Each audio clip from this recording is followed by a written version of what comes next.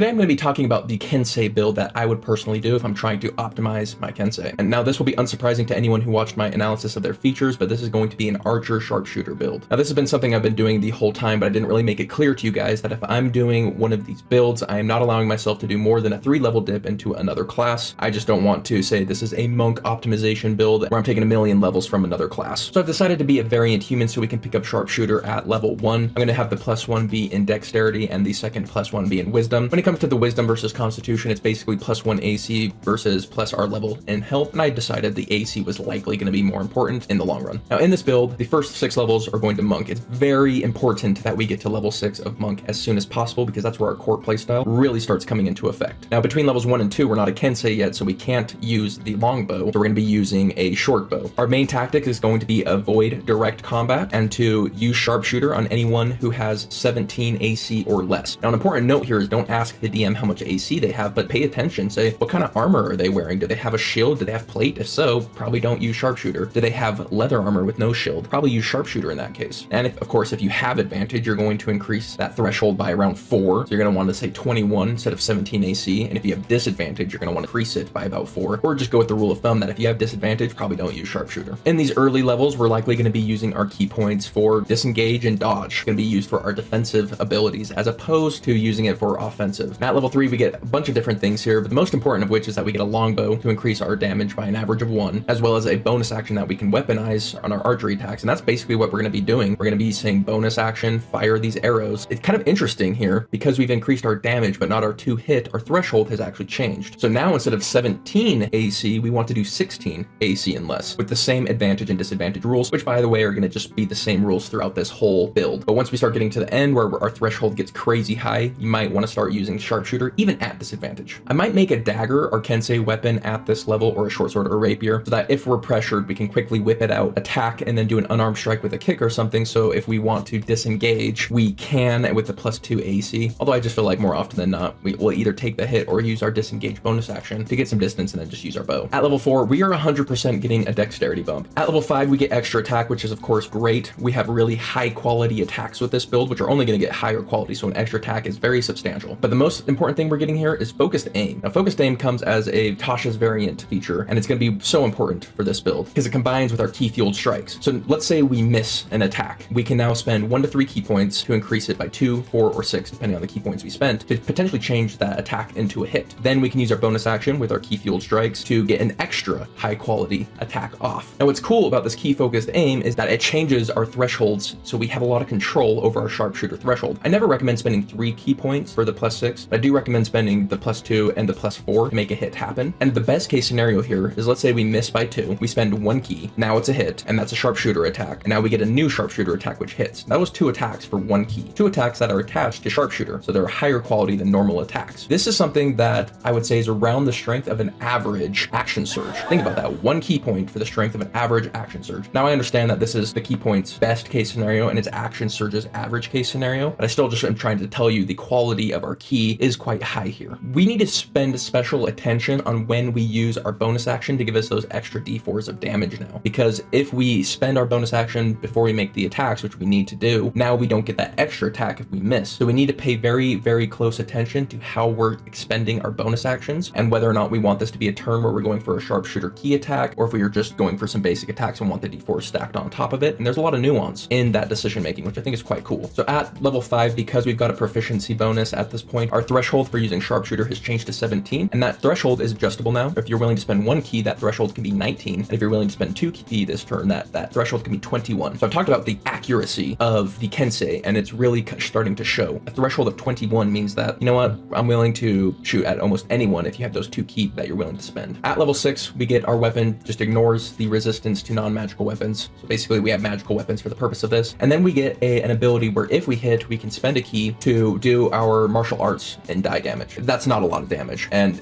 I would say this before we had Tasha's, this was almost a worthless ability. But now that we have Tasha's, it gives Kensei a very interesting niche. No other archer monk can get the bonus action archery attack unless they miss. So the Kensei can actually hit both their attacks and say, well, I want to make that 3rd attack. So now I'm going to spend a key point to not only increase the damage up front, but also get that 3rd sharpshooter attack. And that's what the reason Kensei really stands out as a strong archery build against other monk archery builds, is that we can always control when we're getting our bonus action sharpshooter sharpshooter attacks. We're officially online at this point. However, at level 7, I want to jump over to the fighter. I want the archery fighting style. That gives us a +2 to our threshold and takes us from 17 to 19 before we start adding our extra accuracy key on it. We have a 19 threshold. Most monsters we fight are not going to have over 19 AC, and if they do, it should probably be readily apparent. They have plate armor and a shield. Okay, that's over 19 AC. They're a heavily carapaced beast, maybe consider it then. But for the most part, most things you run into, just start sharpshooting right away. This is the level I would say our sharpshooter attacks become getting really, really reliable. And that means we're going to be consistently hitting around 3 sharpshooter attacks per turn. That's 30 before we even start including our bonuses to attack. So yeah, this character is going to hit like a damn truck and is going to have the range to stay out of trouble and the mobility to stay out of trouble. So it's going to be very, very powerful and versatile. From level 8 onward, we're going back to Monk. I want to spend as little time outside of Monk as possible. At level 9, we're going to do a dex bump and we're going to get a proficiency bonus bump. That's +2 to our threshold. Our base threshold is now 22 AC. Anyone with 22 AC or lower, we should be sharpshooting. Mathematically, we should be sharpshooting. And then we can change that threshold up to 26. Our accuracy is absolutely insane as a Kensei. At this point, I would say we have 8 key points. It's going to be very rare that we're using our bonus action for those D4s. We're going to be barely ever doing that. We're going to be spending all of our attacks and then we're going to be spending a key point to get the third attack. If you're out of key, okay, go ahead and use your D4s at that point. At level 10 Monk, we can run up walls now. So I think it's really cool for us to get better archery positions. Just quickly wanted to mention that. And level 12 is where we get our Kensei level 11 feature. Now this feature is kind of crapped on because it's assumed we're going to have a magic weapon that has a +1 or a +2 at this point. Now I don't know about you guys, but I wouldn't expect to have a +2 at this level. I would expect to have a +1 still. And the difference between a +1 weapon and a +3 weapon is significant. Even if I have a magic bow, I'm going to have a second bow that I can use this ability on. For 3 key points, we get a +3 to every attack and we get +3 to damage. That's actually insanely good. I think this is a really slept on feature. I don't understand why people don't think this is better. And what's crazy is if we have a magic weapon that doesn't have a +1 or any sort of pluses to it, let's say it does fire damage, then you can still use this ability on it and you get the best of both worlds. So I'd be looking for bows like that. This is such efficient key. It's actually insane. Gonna change our threshold to 25 AC before we even start adding our key fueled accuracy to it. 25. We are rarely going to be missing any of our sharpshooter attacks at all. And when we do, we can buff them up so we don't. So our accuracy is absolutely legendary. So we can realistically be expecting. We have 5 dexterity at this point. We have +10 damage. So that's 45 damage before we even start rolling dice. That's really, really crazy damage.